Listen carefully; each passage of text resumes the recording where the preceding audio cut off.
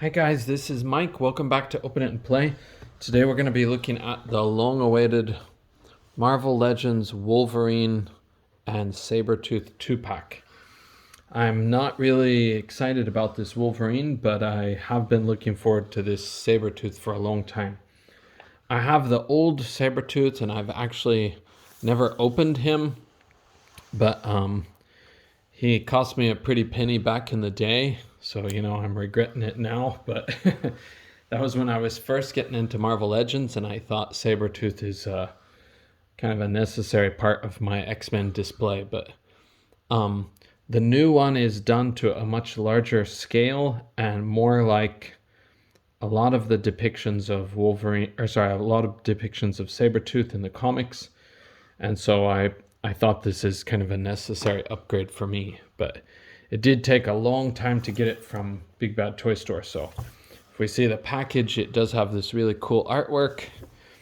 It's more modern looking, but I do like this artwork a lot. Nothing wrong with modern, just sometimes the classics are where it's at for us older folks. Okay, and then the top of the package shows this Marvel's Logan and Sabertooth.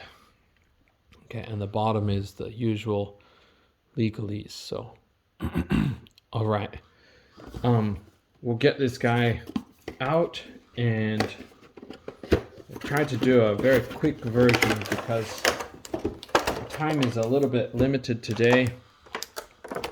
You can see the accessories. So we're going to look at Sabertooth primarily because he is the figure I was anticipating, but we'll try to give Logan his fair share of the time too. It is really hard to get this guy out of the package. Okay, so there is Sabertooth in all his glory. Hopefully that's in focus. Okay, and we've got these accessories for Sabertooth. So he does come with this alternate head, which has this very, very friendly, not at all disturbing grin. His dead eyes, and he's got bushy hair details. Okay, and then he comes with these two hands, slightly more open and almost like a gripping hand. I wish he came with fists. I don't know why they don't think Sabertooth can punch, but for me, Sabertooth needs punching hands too. Of course, he's gonna claw people. Sorry, excuse me, but punching is essential for almost every physical fighter for me. But so if we look at the figure, here he is, and he does have very good paint job. It's not the most complex paint jobs, but it does look well done for the parts that need it. And he is more of a simple design. He also has a wash in the details of his mane almost. Okay, and we'll go straight into the posability. So his head is on a ball hinge, but you're not going to be able to go back because this is just solid all the way. Okay, so I'm sitting on a squeaky chair. We can look down this far, which is great since he's going to be fighting Wolvie, and he's got a little bit of attitude to him. Okay, and then he has the old style ab crunch, and he's got a swivel at the waist. If this thing will stay focused. Swivel at the waist. His arms are on the usual ball hinge with a swivel, and then he has a bicep cut. He's got double jointed pinless elbows that will bring his arms up that high. His arms do look kind of short to me. That part is kind of strange. The forearm seems so short.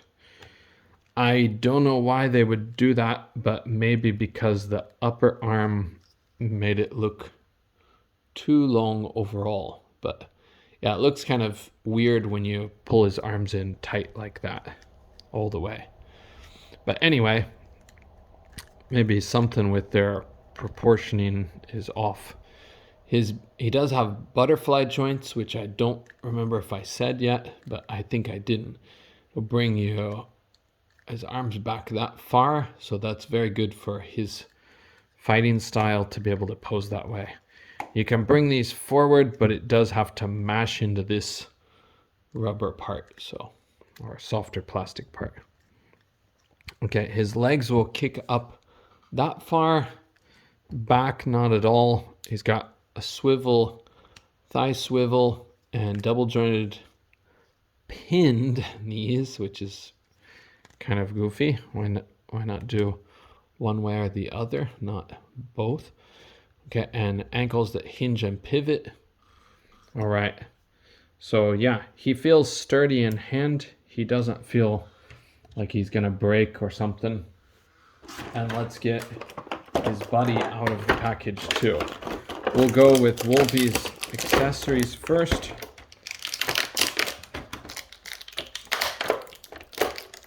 Wolverine does come with a few accessories. To start with, we have these hands that are just your regular normal type of hands, but they do have Wolverine's fuzzy hair on them, which is kind of a good added detail because his arms are hairy in this version. Okay, I mean paint-wise. And then you have this sort of funny sculpt of him with a hat. And then you get this nice little cute set of playing cards. I guess he's got, what does he have for his hand? 3 sevens and 2 queens. I don't know enough about cards to know what that'll equal. Okay, and Wolverine himself, you can see these head sculpts are amazingly similar. I don't really know why they didn't do better for the head sculpts than that. It seems very wasteful, but anyway. Okay, and Wolverine himself, he has a ball hinge also. He can look up a little bit, but his hair does limit how much he can look up. I'm going to try to force it, but yeah, you have to pop it off of the thing to make him look up much. So it's going to be a challenge for him to look up and make eye contact with Sabertooth. Okay, he can look down that far, and he's got a little bit of attitude. Sorry if this will stay in focus. Okay, his arms, there's no butterfly joint, but usual ball on hinge, bicep cut. His arms will go to there with these double jointed elbows, but unlike many Marvel Legends, this one looks just terrible in my opinion for his elbow. It looks like somebody cut off his arm here. Oh my God. Could happen to Wolverine, but it's not the design that we want when designing our figures. Like, what is that? That looks like he's a robot or something. Okay, and then he has a diaphragm joint. He can go back that far, forward that far, and to the sides a little bit. That was something that this guy won't be able to do, the big guy. Okay, and he has that usual twist at the waist. I always want to say torso twist because I'm a Battletech guy. Okay, he can kick up just a little bit.